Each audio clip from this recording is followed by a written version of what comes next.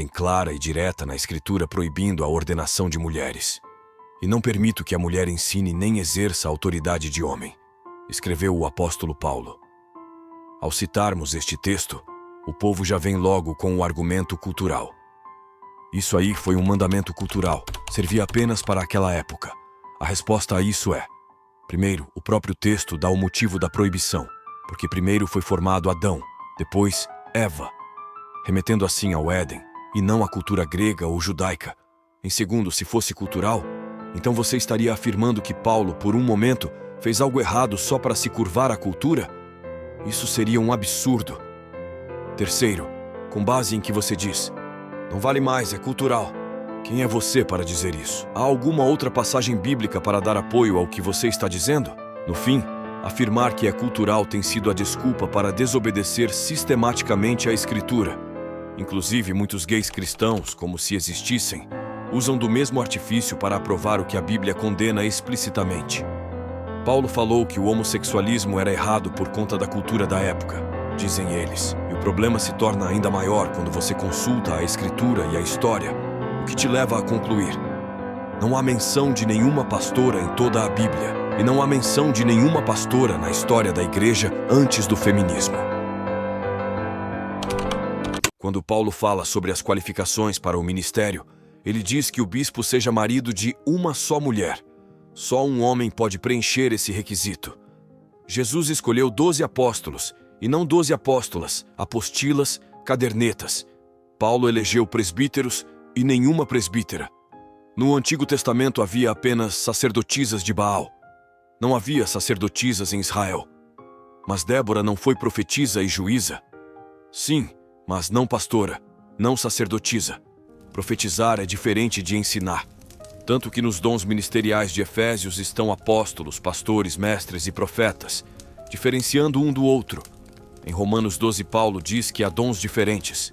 Uns possuem o dom de profetizar, outros de ensinar, reafirmando assim que há uma diferença clara entre ensinar e profetizar. E quando você vai para a história, aí só tendo o cérebro corroído pelo feminismo para não conseguir enxergar que a grama é verde, que não tem pastorado feminino.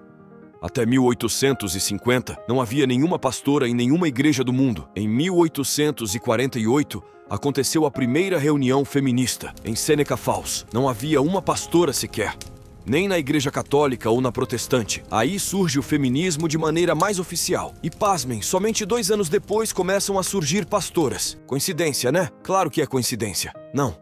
O pastorado feminino tem origem no feminismo.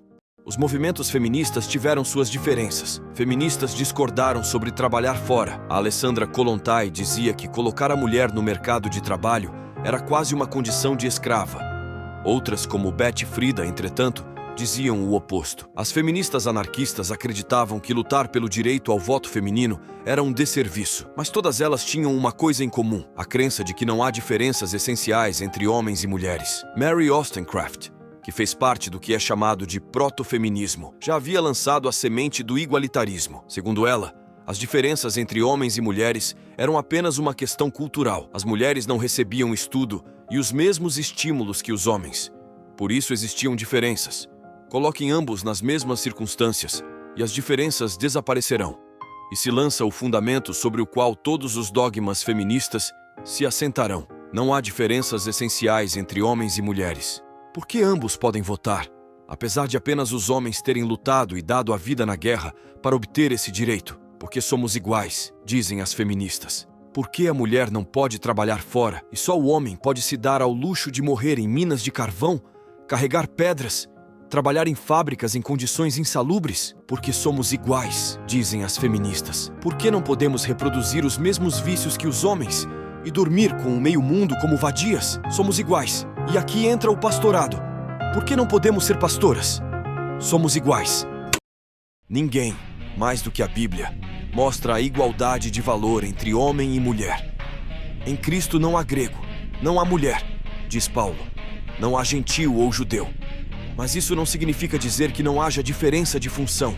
Um leão tem o mesmo valor para Deus que um pássaro, mas isso não é o mesmo que dizer que ambos podem voar. Homens foram feitos naturalmente mais inclinados à liderança. Sua força é para isso. Mulheres foram feitas naturalmente para a maternidade. Sua fraqueza é para isso. A definição não é minha, é bíblica. Homens são cabeça e mulheres são frágeis. A fragilidade feminina em se tratando da maternidade é força. Imagine um ser bruto cuidando da coisa mais frágil que existe, um bebê. A ternura, o andar mais devagar, a tendência a se doar por completo, é essencial para o desenvolvimento de seres 100% dependentes. Se os homens parissem e criassem as crianças, a raça humana já teria entrado em extinção. Mas a força bruta do homem é essencial à liderança. Seu espírito combativo é fundamental para a preservação do grupo. O evangelho é confronto. Imagine uma mulher pregando como João Batista, raça de víboras, malignos. Ou como Jesus, virando mesas e condenando fariseus, chamando-os de caixões fedidos, cheios de vermes. Nem combina com uma mulher uma coisa dessa. A liderança também é necessário cortar um braço muitas vezes para salvar o corpo. Homens precisam expulsar certas pessoas da igreja para que um pouco de fermento não levede toda a massa. Mas, mulheres, digam-me a verdade. Vocês são essencialmente combativas? Não.